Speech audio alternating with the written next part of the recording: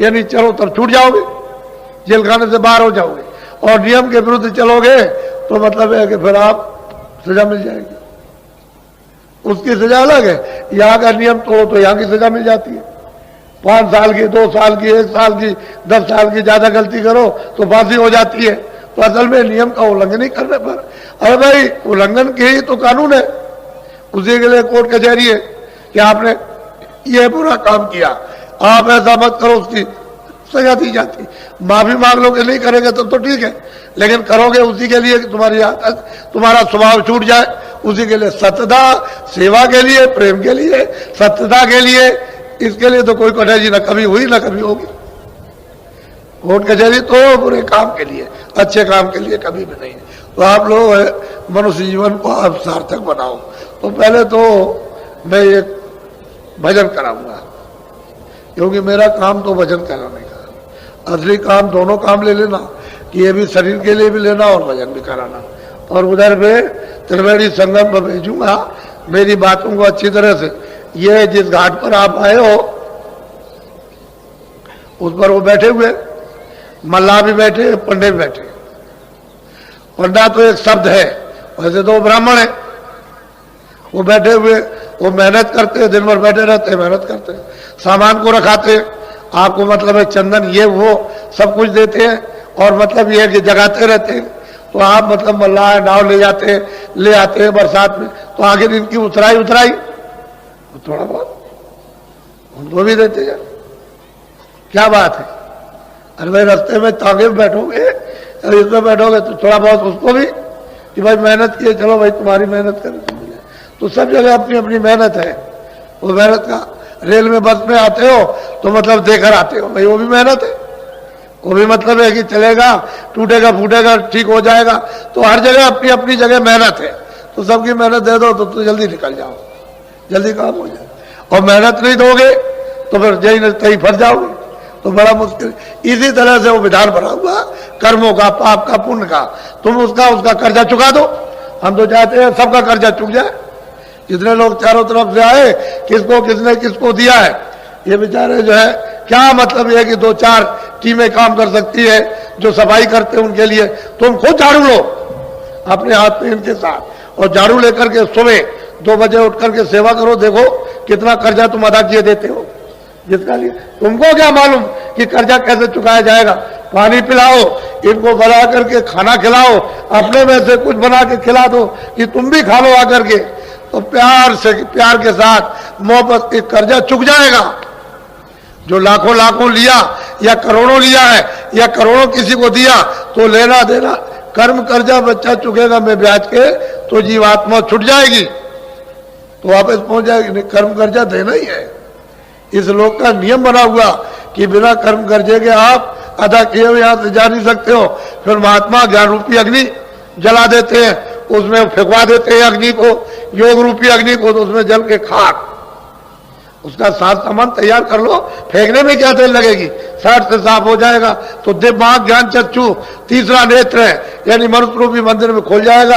यही से बैठ के स्वर्ग देखो, इसी जगह से। अरे तुमको क्या पता है स्वर्ग का?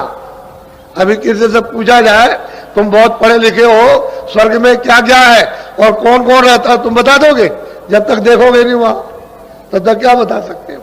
वो मुसलमान कहते हैं कि वो 14 तबक है, 14 भवन है, ना वो बता सकते हैं ना आप बता सकते हो, किताबों को देखते रहते हो। अरे महात्माओं ने देखा तब लिखा, आपने तो कुछ किया नहीं, ना कुछ देखा, तो आप क्या बताओगे कि क्या चीज कहां पर है?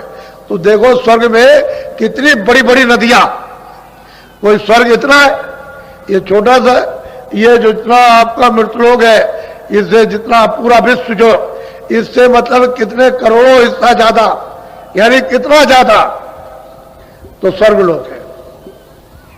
उसमें कितनी बड़ी बड़ी नदियां, ये तुम्हारी सब नदी ऐसे सारे संसार की ऐसे चला दी जाए एक नदी बनाकर, तो वहां इतनी सी मालूम होगी, ऐसी बड़ी बड़ी नदियां बह रही। अरे तुम उधर चलो उस रचना की तरफ, उस मतलब ये है कि देवलोक की तरफ में, कि यही से रास्ता जाता है सीधा। जब तुम्हारा ये साफ हो जाएगा तो बच्चा यही से सीधा। अरे भाई, जहां दूरबीन जब लगती है तो दूर की चीज पास और पास की चीज दूर, यही से दिखाई देती है, तो तुम्हारे पास तो दूरबीन है ही। आंख की सफाई होने की जरूरत है कि वो मैल चला जाए, गंदगी चली जाए, तो दिव्य नेत्र ज्ञान चक्षु खुल जाए।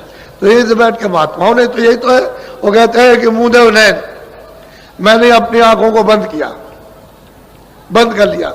वो स्वामी जी कहते हैं दोनों आंखें बंद कर दी, ये मेरी अंदर की आंख खुल गई, तीसरी आंख, तीसरा नेत्र दिव्य नेत्र खुल गया। वो कहते हैं मोह विलोक राम मुस्काए।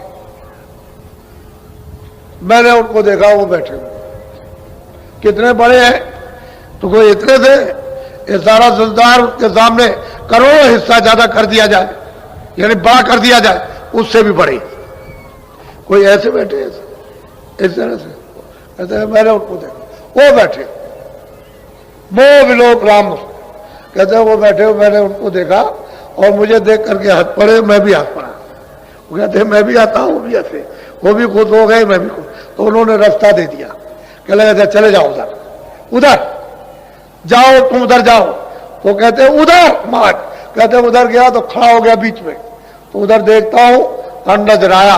कहते हैं तमाम स्वर्ग वैकुंठ की रचना को उन्होंने देखा, तो निगाह मारी उन्होंने नीचे की तरफ, तो मृतलोक क्या है उसको भी उन्होंने देखा। फिर निगाह मारी कि नरक क्या चीज है उसको भी देखा।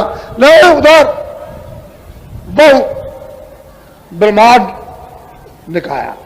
कहते बड़े बड़े ब्रह्मांड, बड़े बड़े लोग मैंने दिव्य आंख ज्ञान चक्षु से देखे, यही बैठ करके दोनों आंखें बंद की और यही बैठ करके मैंने उनको देखा। तो सफाई तो करो कम से कम, गंदगी कूड़ा कचरा भरे रहोगे तो कैसे हो? जब आंख खराब हो जाएगी तो कितने यत्न करते हो कि आंख किसी तरह से रोशनी दे जाए, तो तुम कितना यत्न करो। अरे भाई जहां पर ये कूड़ा कचरा जमा है वो बिना महापुरुष के कोई जानता ही नहीं, किसी को मालूम ही नहीं है, और बगैर उठ के कोई साफ कर नहीं सकता, चाहे जितना उपाय करो आप। तो उनको मालूम है इसकी युक्ति के कूड़ा कचरा किस तरह से ये साफ होगा। तो जब वो रास्ता बता देंगे, दरवाजा बता देंगे तो टालो, थोड़ी सी मेहनत निमित्त मात करो, बाकी तो वही करेंगे, बगैर उनकी मेहनत के काम नहीं होगा। तो थोड़ा निमित्त मात करो कि चलो हम भी करेंगे, तो दोनों की मेहनत जुड़ जाए तो सुलभ हो जाएगा, सहज हो जाएगा, आसान हो जाएगा। तो चीज आपके पास सब कुछ है और आपको सब बताऊंगा, घबराने की जरूरत नहीं। मैं तो सबको देने के लिए आया हूं कि सबको मिल जाए, सबका फायदा हो जाए, सबका लाभ हो जाए। हमको काले पीले नीले और सफेद से ऊंचे नीचे से क्या मतलब, मनुष्य होना चाहिए, उसमें जीवात्मा है ही। जब मनुष्य है, चलता फिरता बोलता देखता, तो जीवात्मा, तो जीवात्मा का बेचारी का लाभ हो जाए, ये तो चाहता नहीं। तो इसलिए आप लोग बड़े सौभाग्यशाली हो कि आपकी बार ये अवसर आपको 10 दिन का मिला। ऐसा अवसर आपको 10 दिन का कभी मिलता नहीं, ये बहुत दिनों के बाद पड़ा। और आज से 25 से फरवरी से और 6 मार्च तक जो इतना योग है वो इतना 100 वर्षों में भी नहीं पड़ा। ऐसा ये सुयोग है, शुभ घड़ी है, क्योंकि आध्यात्मिक शुभ घड़ी है। वो मतलब भौतिक आपके पत्रा वाली नहीं, पत्रा वाली तो बराबर चलती रहेगी, वो तो बराबर ग्रहों का अपना काम चलता रहेगा उसके को लिए। लेकिन ये आध्यात्मिक, ये जो